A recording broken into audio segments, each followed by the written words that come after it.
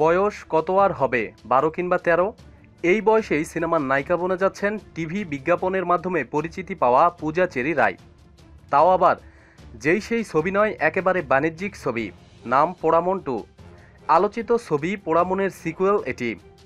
এর আগে সাইমন ও মাহিয়া মাহিকে জুটি করে ছবি নির্মাণ করেছিলেন গুণী পরিচালক জাকির হোসেন রাজু। এর সিকুয়েলে এই তিনজনের কেউই থাকছে না। এতে মাহির স্থানে নায়িকা হিসাবে নেওয়া হয়েছে পূজাকে, আর সাইমনের জায়গায় রসন। পরিচালনা করবেন নতুন পরিচালক রাফিয়ান রাফি।